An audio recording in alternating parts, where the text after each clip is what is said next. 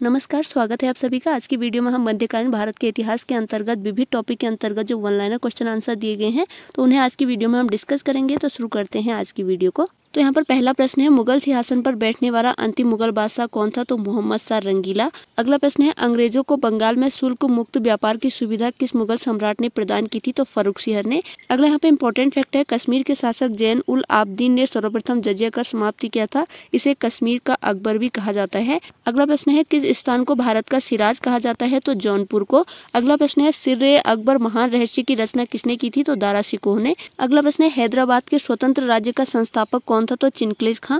अगला प्रश्न है, नादिर शाह के आक्रमण के समय मुगल शासक कौन था? तो मोहम्मद शाह। नेक्स्ट यहाँ पे इंपॉर्टेंट फैक्ट है, मोहम्मद शाह के शासनकाल में हिजड़ों तथा महिलाओं के एक वर्ग का राजकाज में सर्वाधिक प्रभुत्व था। अगला प्रश्न है, बहमनी राज्य की स्थापना किसने की थी? तो हसन गंगू ने 1347 ईस्वी में। अगला प्रश्न है, मुगल काल में किस बंदरगाह को बाब उल मक्का द्वार कहा जाता था? तो सूरत बंदरगाह को। अगला प्रश्न है, हितोपदेश का फारसी अनुवाद किसने किया था? तो ताजुल माली ने। नेक्स्ट यहाँ पे इंपॉर्टेंट फैक्ट है, जयसिंह द्वितीय ने दिल्ली में खगोलीय वेधशाला का निर्माण करवाया जिसे वर्तमान में जंतर मंतर कहा जाता है।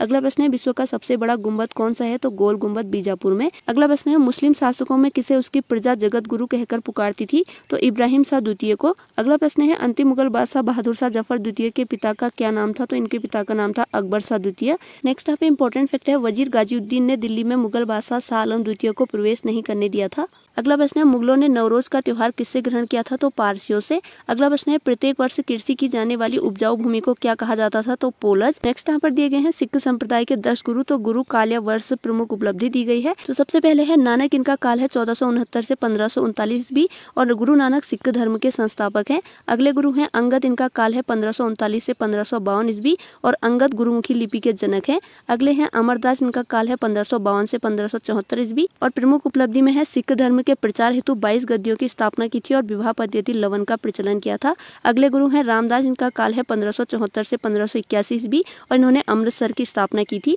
अगले गुरु हैं अर्जुन सिंह, इनका काल है 1581 से 1606 ईस्वी और अर्जुन सिंह ने गुरु ग्रंथ साहिब का संकलन व अमृतसर में हरमंदिर साहिब यानी स्वर्ण मंदिर का निर्माण किया था। इन्हें जहांगीर ने फांसी दे दी थी। अगले गुरु हैं हरगोविंद सिंह, इनका काल है 1606 से 1645 ईस्वी। इन्होंने अकाल तख्त की स्थापना की तथा सिखों को एक योद्धा जाति में प्रशिक्षित किया।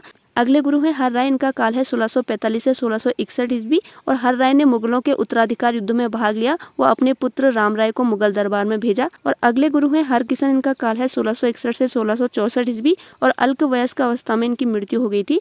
अगले गुरु हैं तेग बहादुर, इनका काल है 1664 से 1675 ईस्वी और औरंगजेब द्वारा इन्हें फांसी दी गई थी।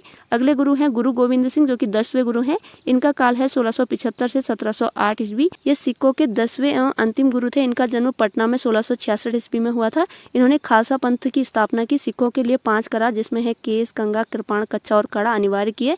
गुरु पद की समाप्ति की तथा गुरु ग्रंथ साहिब को ही गुरु घोषित किया। नेक्स्ट यहाँ पे इंपॉर्टेंट फैक्ट है, सिखों के चौथे गुरु संत रामदास ने अकबर द्वारा दी गई 500 बीघा जमीन पर अमृतसर नगर की स्थापना की थी।